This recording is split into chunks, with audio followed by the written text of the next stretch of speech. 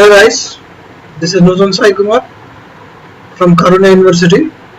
My registration number is UR156 Now, in this video we shall discuss about what is single pass assembler and how we are going to generate an assembly code through Java program for single pass assembly. So here, our main aim is to stimulate the concept of single pass assembler for simplified instructional computer. What is assembler? First of all, an assembler is a program that accepts as an input an assembly language and which converts it produces the machine language equivalent. See, assembler converts assembly language to machine language along with the information for the loader.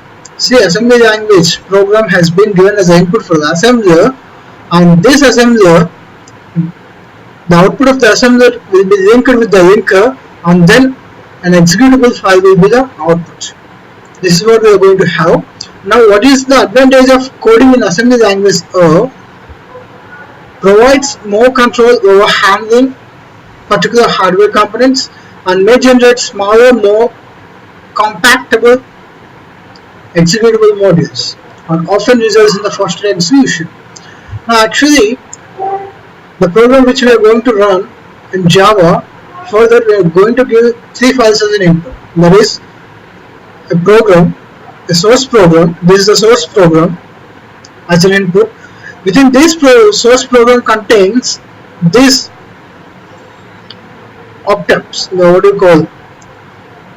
This source program contains the instructions, and after that we are going to have optab which contains the values for these instructions, and then symbol table. This symbol table defines whatever symbols defined in this source program will be specified with a value in the symbol table. So here the symbols are alpha and beta. The values defined are 1006 and 1009 for alpha and beta respectively, and this option optab will have the opcode for the given instruction. Okay. Now with these inputs we are going to generate this assembly language code as an output. So the program for this will be as follows. See here, this is a Java program, and this we are going to give all the import statements what are needed. For reading and writing we have import statements as import java.io buffer reader. This is an input, and for writing into the file we are going to use this header file. Use this import statement, and for reading and writing, these import statements are used, and for exception handling, this import java.io exception handle exception has been used as import statements. All the statements are the import statements for the statements for the instructions that we are going to use in our program. Now after that, within this class assembler, within this main method we are going to have 2 methods. I am going to define 2 variables, that is hash table opt equals to ready optable, and then hash table sim equals to sym equals to new hash table of 30. Size has been declared here. And now for reading the input from the file, we are going to use this syntax as buffer reader br equals to new buffer reader of new file reader of. This is the location of the file. Okay, and buffer reader writer, we are going to write into the file. For reading, it goes to this location and reads the file, and we are going to write the file in this location, and then we are going to have string line and title something, and then we have initialized LC as 0 and start as 0. Now for line equals to br.read line, if it is null equals to 0 null, this is the condition, and increment and the initialization will be done later. And if line dot contains start, if it contains start, then it goes inside it and verifies what are the statements in the program what we have given. The starting instruction or the starting string that is in the program is start. So if that contains starting symbol is starting string is start, then it executes this part. string cf equals to line dot split. It splits that, and title equals to f0.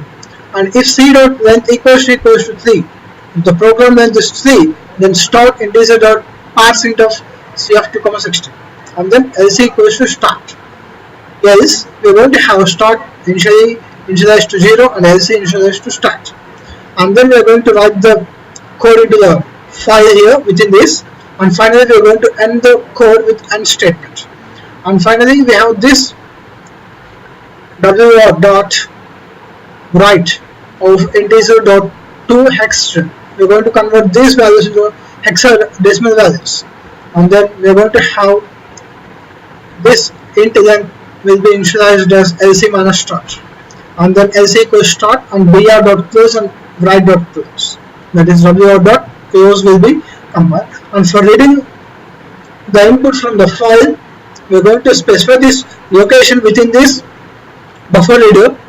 That is buffer reader br1 equals to new buffer reader of new file reader. Within this we are going to specify the location of the file, and then we are going to save what we have done initially. Same thing will be verified again. This total part is for verifying what is written into the file. If it is start, then it goes inside and then examines what are the instructions that we have given, and after that we are going to have this one. Within this, in the pass one, only one pass will be possible. No forward reference exists in the pass one. So for that, initially alpha will be defined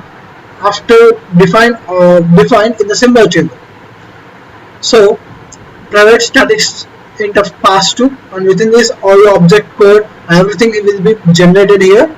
And if it is in the program, you will see the words like resw, resb and word, and then these statements will be executed and parseInt will be executed there, and then object code equals to object code plus this 6, that is hexadecimal values will be converted here. And in the pass1 symbol, it is initially we are going to initialize the alpha there. We are going to define that, and that value, the value of alpha will be defined later by taking pass1. So that is what done here. If it matches with the alphabets A to Z, and if it is not equals to cf1, then system dot put cf0 and 0, cf1 and 0. Else it will print a label already exists. On that, this write dot write, that is w dot write of integer to hexadecimal values will be converted here, and then system dot out dot println, if it is not a labeled one or valid one, it will be invalid label name, and then else if it will print the word and it will convert the program to the hexadecimal values, and then this word will convert like lc equals to lc plus 3, and then if it is resw, this function executes. Okay, if cf1 is equals to resw, then this will be executed. Yes, if it is resb, this will be executed, this part, and lc will be taking the value lc equals to lc plus integer dot parseInt of cf2, and finally we have, see here, finally we need to return lc value, and then within this method we are going to throw exceptions. There may be exceptions and we need to catch them and solve them. So private static hash table, very op table. Within this op table we are going to have exceptions, and within this we are going to have one more variable, hash table op equals to new hash table of 30, and for reading the input from the file we are going to use this statement and string line, and for this same what we have done initially, that will be repeated here, and then string cf equals to line dot split, and that will be splitted there in the op table, and then output will be printed here, and finally we need to close and return op table values, return op. Now when we execute, before executing I need to show you program. This is the program, and to this program I have given the op table as sta value, lda value, stx values respectively, and after that I'm going to specify the program and the values of alpha and beta initialized there. Okay, now when we execute this program, see here,